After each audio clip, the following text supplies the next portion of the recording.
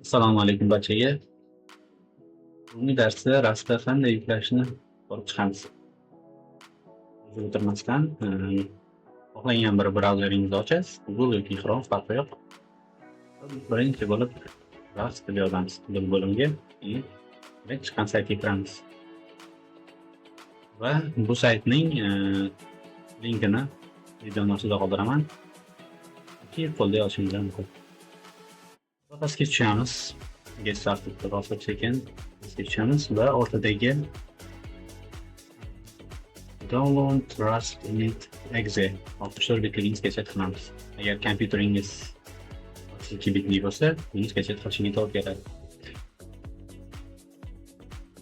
Va bu yerda yuklanadi. Oldindan iloji bo'lsa Visual Studio Code'ni ham yuklab olishingizni maslahat beraman. Chunki bu kelajakda kod yozishingiz kerak bo'ladi. Ya'ni kod yozadigan dasturlar juda ko'p. Lekin eng yaxshilardan biri bu. Yoki Sublime Text yoki JetBrains-dagi dasturlash uchun yaratilgan dasturlar bor. Ishlatishingiz mumkin, lekin men Visual Studio Code'da ishlatishingizni maslahat beraman. Va buni yuklab olganingizdan keyin shunchaki boshida ruxsat berasiz. Ruxsatni o'taman. Ruxsat berasiz. Dali. Va bu yerda hammasi iloji bo'lsa bitkishga qilasiz yoki mana buni olib qo'yasiz, chunki bu рабочий stolga sizga qo'yib beradi. Dasturda keyin installment bossangiz yuklanish boshlanadi. Lekin menda bu dastur bor. Shart emas menga. Endi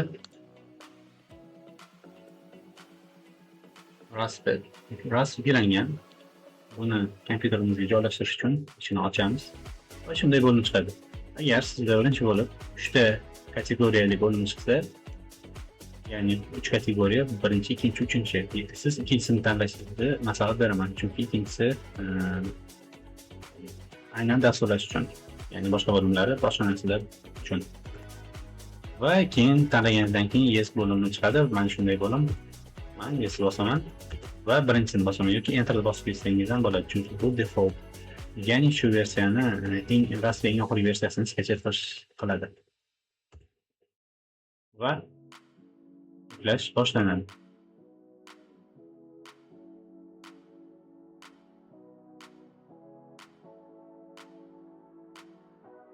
Yuklash ozgina cho'zilgani uchun bu joyni o'tkazib yuboramiz. Xo'p, Rust yuklandi. Va shunday bo'lim chiqdi, ya'ni mana bunda yashil yozuv Rust versiyasi yuklandi deb yozuv chiqsa, demak Rust yuklangan. Va bu yerda jarayonni tugatish uchun shunchaki enterni bosib qo'yamiz. Va eslatib o'tishim kerak, agar sizda Linux bo'lsa, mana bu kodni kiritasiz. Ya'ni kompyuteringiz Linux sistemasida ishlasa, shu kod o'zi avtomat yuklaydi. Endi birinchi bo'lib biz kompyuter bo'limiga kiramiz.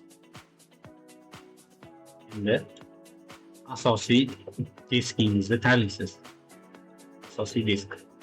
Endi usulgan pользователь, ya'ni user faylni ochamiz. Keyin kompyuteringiz nomi ostida bo'lgan faylni ochamiz. Keyin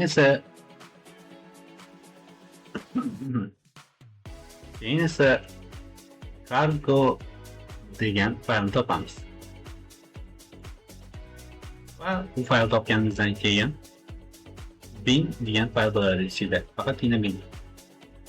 Bosamiz. Va ichiga kirganimizdan keyin shunday fayllar turadi. Bu yerdan yo'nalishini shu papkaga olib keladigan yo'lda kopiya qilib olamiz. Keyin bu yerdan poistek bosamiz. Xuddi shunday qilib yozasiz. Изменение системы parametrов. Shu bo'limni topasiz.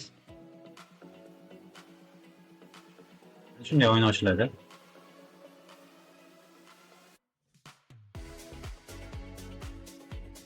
Ochilgandan keyin mana bu yerga bosamiz. Shu yerga. Mana shunday oyna ochiladi. Az bo'limni topamiz. OSP tagida. Va izmenit degan tugmani bosamiz.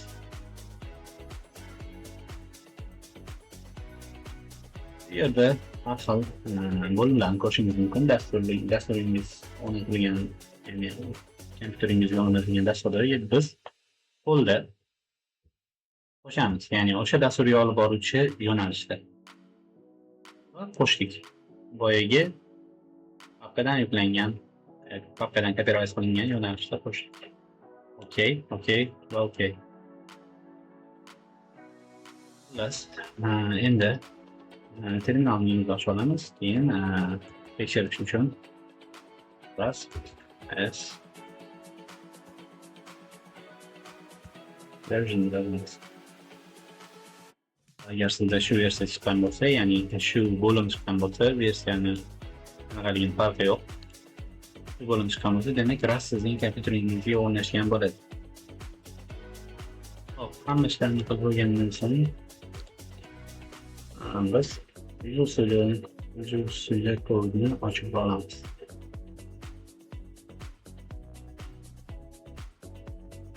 Ochib olganimizdan keyin sizda boshqa oyna chiqadi, ya'ni bu yerda open folder fayl turadi. Open folder bosasiz, keyin xohlagan bo'sh faylingizni tanlab olasiz. Bu yerga kelib bas degan tugmani bosib qolamiz. Shuni install qilishingizga to'g'ri keladi. Hop. Bu yerda cargo qilaman. Demo yangi aytayotganim cd bilan demo faylni chektirib olaman va bu yerda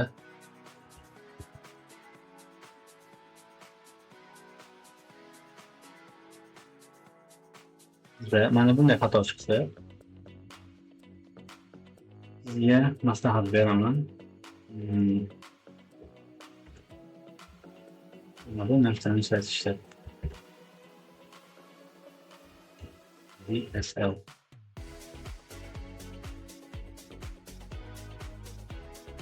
chunki menda bu xato ko'p chiqadi va shu bo'lim ochiladi. Qatib aytganda bu terminal Linuxga aylanadi.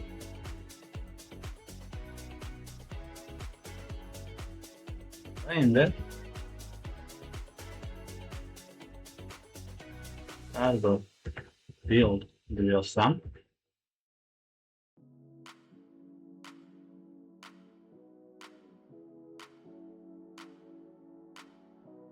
o'ziga target bo'limini ochib beradi va log bo'limini ochib beradi. Albatta gitligini ham qilib berish kerak. Shunda bizga shu 3 ta narsani beradi. Agar boshqa qo'shsam, mayli bo'lsin.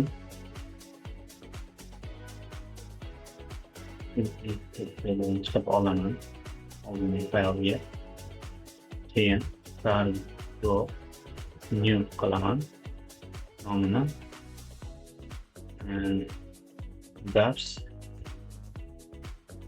darslik qilaman. Darslik ochiladi. Buni ichiga cd orqali darslik kirib olaman. tozalab tashlayman. Va mana git ignore bo'larkan, adashib ketaman. Lekin ko'p hollarda git ignore tashlamayman. Hop. Mana ko'rinishi shunday bo'ladi. Agar bu yerda build qilsak, target bilan cargo lock'ni beradi.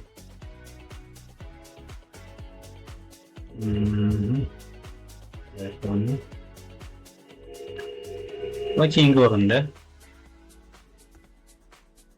cargo orqali run qilish. Lower source chiqdi. Ya'ni bu src faylni ichidagini run qiladi. src faylning ichida esa barcha Rust kodlar turadi. src eng muhim joyi va main fayli bor. Har doim main fayl bo'lishi kerak. Main fayl ichida funksiyaviy main turishi kerak. Ya'ni birinchi darsda buni tushuntirib berganman. Birinchi yoki 0-chi. Bu yerda hello world turgan bo'ladi. Bu yerga